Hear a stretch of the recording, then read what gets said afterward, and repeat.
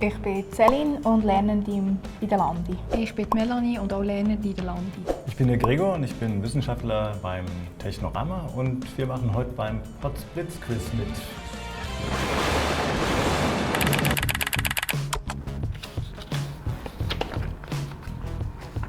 Regenbogen am Morgen. Was reimt sich denn auf morgen? Hast du eine Idee?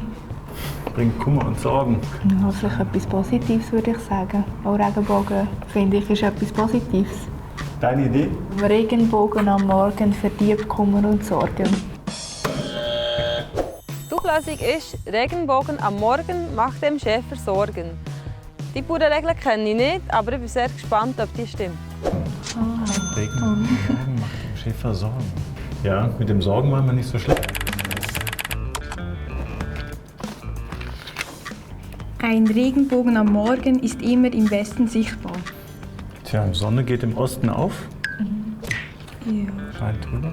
Ja, ist doch immer gegen die Sonne. Ne? Die Sonne hat man immer im Rücken beim Regenbogen. Also richtig. Ja.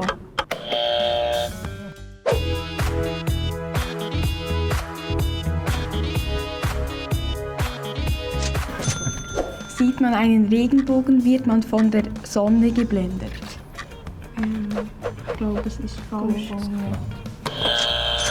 Westwind bläst Wolken nach Osten. Oder? Das ist die Windrichtung, aus der er kommt. Ne?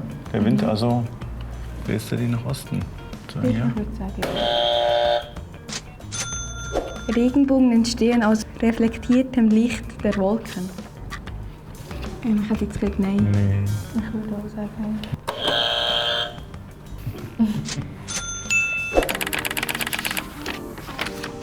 Ist diese Bauregel wissenschaftlich?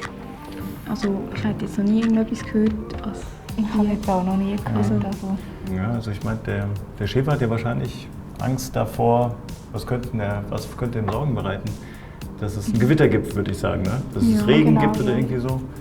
Und irgendwie deutet der Regenbogen ja schon irgendwie ein bisschen drauf hin, aber es hängt einfach davon ab, wo der Regenbogen ist, würde ich sagen.